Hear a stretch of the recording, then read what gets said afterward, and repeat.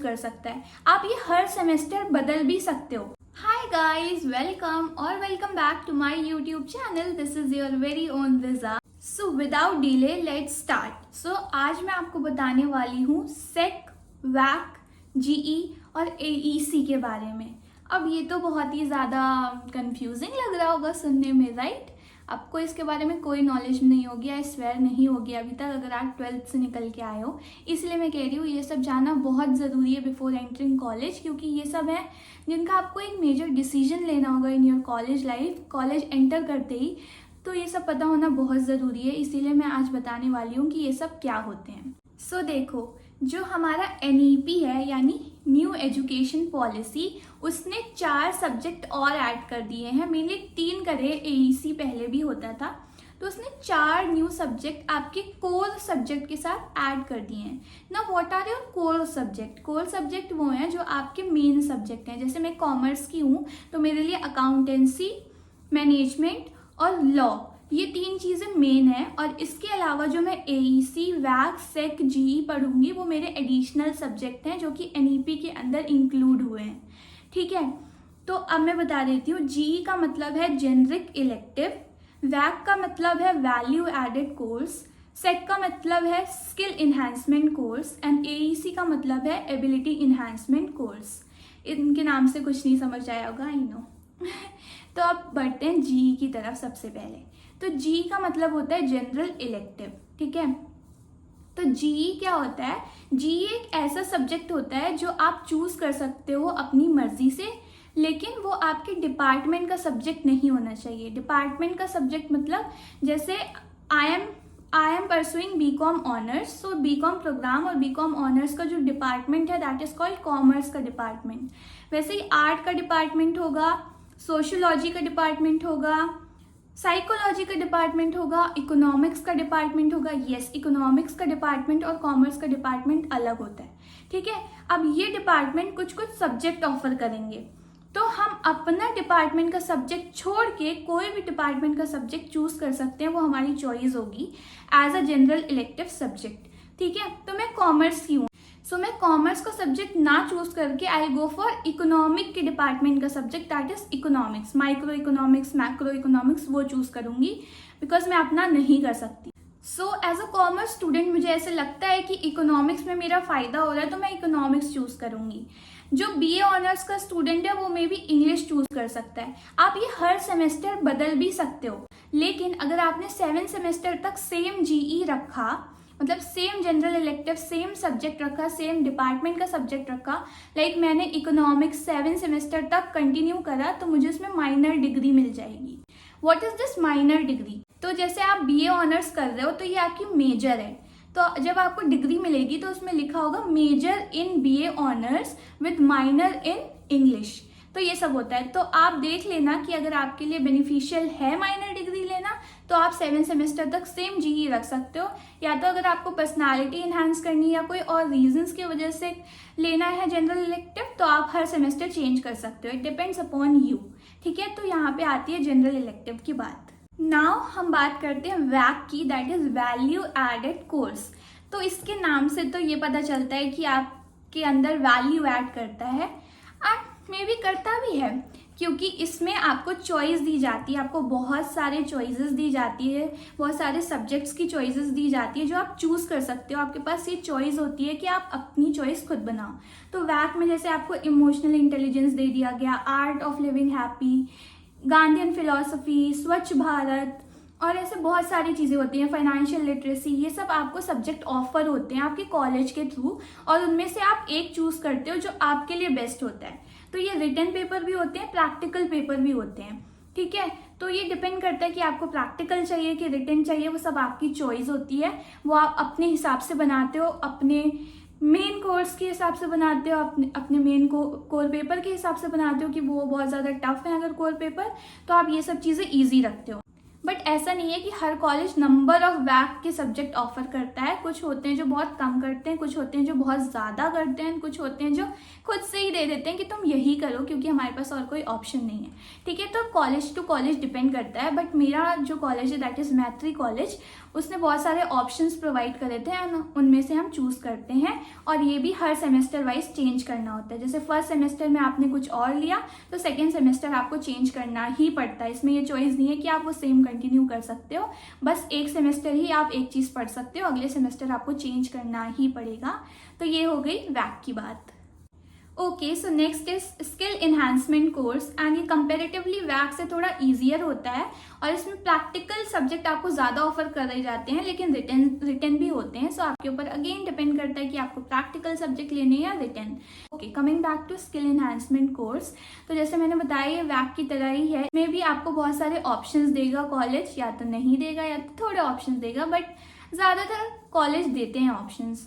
Like most of the college give options, good options. ठीक है, जैसे हो गया योगा और हो गया आपका फाइनेंशियल लिटरेसी या फाइनेंस फॉर एवरीवन, और हो गया कम्युनिकेशन इन एवरीडे लाइफ। ये सब सारे बहुत सारे सब्जेक्ट्स होते हैं, इनकी बहुत लंबी लिस्ट होती है। 19-20 तो मेरा कॉलेज ऑफर करता ही है, तो उनमें से हमें एक चूज करना पड़ता है, कंपल्सरी है। और अगेन वैक की तरह आपको ये बार बार चेंज करना पड़ेगा, हर सेमेस्टर अलग करना पड़ेगा। आप एक सब्जेक्ट लेके नहीं चल सकते हो, जैसे कि जीई लेके चलते हो वैसे नहीं चल सकते हो। अगर सेम 1 में आपने कम्युनिकेशन लिया है तो सेम 2 में आपको वो चेंज करना पड़ेगा, और आप जितने भी आपके सेमेस्टर बचते हैं उनमें आप वो अब दोबारा नहीं ले सकते क्योंकि आपने ऑलरेडी एक बार ले लिया है। ठीक है, और इसकी क्लासेस मोस्टली सैटरडे को होती हैं और 1 घंटे की भी हो सकती है, 2 घंटे की भी, एंड 3 घंटे की, मैक्स 3 घंटे की क्लासेस होती हैं। सो ये हो गया स्किल इन्हांसमेंट कोर्स के बारे में। Okay guys, so next is ability enhancement course. तो इसमें आपको 2 चीज़ें दी जाती हैं, दैट इज ईवीएस, दूसरा है एक इंडियन लैंग्वेज। तो आप इंग्लिश नहीं पढ़ सकते हो। ऑप्शंस आपके पास होते हैं बहुत सारे, लेकिन ज़्यादातर लोग हिंदी ही पढ़ते हैं बिकॉज कंपेरेटिवली ईजियर होती है, बर्डन कम पड़ता है। लाइक अब पंजाबी और दूसरी लैंग्वेज पढ़ने में थोड़ा तो एफर्ट लगेगा, तो कोर सब्जेक्ट भी होते हैं हमारे लिए पढ़ने के लिए, तो सब हिंदी के लिए जाते हैं। और इसमें क्या होता है, इसमें भी आपके पास चॉइस नहीं होती है, लैंग्वेज चूज करने की चॉइस होती है। लेकिन क्या होता है, एक जैसे ऑल्टरनेटिवली काम करता है ये चीज़। अगर आपका फर्स्ट सेमेस्टर में आपको ईवीएस ऑफर हुआ है तो सेकेंड सेमेस्टर में हिंदी ऑफर होगा, फिर थर्ड में फिर से ईवीएस एंड फोर्थ में फिर से हिंदी। तो ये ऑल्टरनेटिवली चलता है, यानी कॉलेज आपको खुद अलॉट करता है, आपको चूज नहीं करना पड़ता है। तो आपको मेनली क्या क्या चूज करना है, that is your GE, VAC और सेक आपको चूज करना होता है। So I hope this is very clear to you कि ये सब क्या होता है। So guys, in order to simplify let me tell you कि मैंने कौन से सब्जेक्ट चूज करे थे as my general elective, SEC and VAC. तो मैंने वैक में चूज करा था स्वच्छ भारत क्योंकि वो कंपैरेटिवली इजी है, और मैंने ऑलरेडी सेम 1 में गलती कर दी थी क्योंकि मुझे नॉलेज नहीं थी। जैसे मैं आपको अभी बता रही हूँ तो आपको ये नॉलेज हो जाएगी, जो भी मेरी वीडियो देख रहा है उसको तो ऑब्वियसली क्लियर हो जाएगा बहुत अच्छे से, बट मुझे क्लियर नहीं था, इसलिए मैंने टफ सब्जेक्ट चूज कर लिया था। और मुझे ये पता भी नहीं था कैसे क्या चीज़ है, बिल्कुल भी नॉलेज नहीं थी, एकदम से आ गया था। और उस टाइम बहुत सारी चीज़ों का बर्डन था, तो मेरे पास इतना टाइम भी नहीं था कि मैं इंटरनेट स्क्रॉल करूँ बैठ के। तो मैंने वो चूज़ कर लिया था और मुझे पता चला कि ऐसा नहीं करना चाहिए। इसीलिए अब मैंने सेमेस्टर 2 में ईजी सब्जेक्ट चूज़ करे बिकॉज मेरे कोर सब्जेक्ट थोड़े भारी थे। ठीक है, तो मैंने स्वच्छ भारत चूज़ करा। उसका रिटन पेपर होता है, लेकिन उसके जो क्वेश्चन होते हैं वो लाइक कॉमन सेंस वाले होते हैं, तो आप उसमें लिख सकते हो। ऐसा नहीं है पढ़ना ही नहीं पड़ता है, पढ़ना पड़ता है, क्योंकि कुछ ऐसे क्वेश्चंस पूछ लिए जाते हैं जिनका एक टर्म होता है, वो टर्म जब तक आप पढ़ोगे नहीं तो आप उसका पैराग्राफ भी नहीं बना पाओगे। ठीक है, तो पढ़ना पड़ता है, but comparatively it is easier. उसके बाद मैंने skill enhancement course that is SEC, उसमें मैंने चूज करा था कम्युनिकेशन इन एवरीडे लाइफ। तो कम्युनिकेशन इन एवरीडे लाइफ एक प्रैक्टिकल सब्जेक्ट था, तो उसमें हमें बहुत सारी चीज़ें करनी पड़ी थी। तो प्रैक्टिकल में उन्होंने हमें बहुत सारी एक्टिविटी दी थी, जैसे हमें स्कूल विजिट करना था और स्कूल में हमें क्लब फुट के बारे में एजुकेट कराना था लोगों को। ठीक है, और दूसरी एक्टिविटी ये थी कि हमें अपने कॉलेज प्रीमाइसेस में सारे जितने भी हेल्पिंग हैंड है उनसे पूछना था कि उनका कॉलेज में एक्सपीरियंस कैसे रहा और वो क्या चीज़ अच्छी लगती है उन्हें कॉलेज के बारे में और क्या चीज़ नहीं लगती है। हमें सीट्स कलेक्ट करके उनको देनी थी। देखो, हमारा जो कम्युनिकेशन इन एवरीडे लाइफ था वो एक एनजीओ के साथ कोलैबोरेट कर रहा था जो क्लब फूड के बारे में एजुकेट करता था और उनके लिए काम करता था। सो इसीलिए वो सब ऐसी चीज़ें करा रहे थे और कुछ कम्युनिकेशन से रिलेटेड भी चीज़ें थी, जैसे हमको समरी लिखनी थी और बहुत सारी अलग अलग एक्टिविटीज़ थी वहाँ पे, वो सब हमने की। उसके बाद हमारा एक मेन प्रैक्टिकल एग्जाम हुआ जिसके अंदर हम जितनी भी चीज़ें हमने की उसकी एक पीपीटी बनानी थी और वो प्रेजेंट करनी थी, एंड हमने फाइल भी बनाई थी जो भी हमने काम करा था। तो ये सब प्रैक्टिकल कर दिया था और इसके बेसिस पे हमको पूरे ओवरऑल मार्क्स मिल गए थे। तो ये है, प्रैक्टिकल वाले लोग काम कराते हैं, लेकिन ये है कि एक बार में हर चीज़ ख़त्म हो जाती है। और रिटर्न में ये होता है कि ईजी होता है बट उसमें टाइम ज़्यादा लगता है। तो हर चीज़ के प्रोज एंड कॉन्स है वो आपको मैं अलग से बता दूंगी if you want a video on that. तो इसीलिए मैंने ये 2 सब्जेक्ट चूज़ करे अपने लिए। और जनरल इलेक्टिव मैंने अभी तक मेरे 2 सेमेस्टर हुए हैं, दोनों में मैंने इकोनॉमिक्स चूज़ करा हुआ है। सो मैं आगे भी वही करूँगी आई गेस। अभी तक तो मेरा यही डिसीजन है। सो आप अपने हिसाब से चूज़ करना जब आपका टाइम आएगा। बट ये है कि आपको एक बेसिक नॉलेज होनी चाहिए इन सब के बारे में, आई गेस अब हो गई है। I hope everything is clear to you all. If it is not, please do let me know in the comment section below. And मैं इसके और पार्ट बनाने वाली हूँ, so stay tuned. और बता दो और क्या क्या जानना चाहते हो, और please share this video with your friends, क्योंकि आप अगर अपनी नॉलेज शेयर करोगे तो you will definitely grow in your life. So please share this video with your friend. Comment down below if you have any doubt. Also guys, if you found this video helpful तब इसको like कर देना। Only if you found this video helpful because I am really working hard for you all. I hope कि सब कुछ समझ आ गया और and it will help you in future.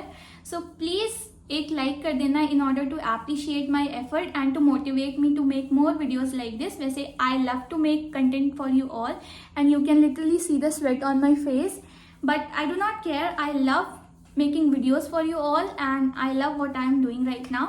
So in order to motivate me, please do like this video, comment down below and subscribe to my channel for more such updates. Bye guys, take care, peace out.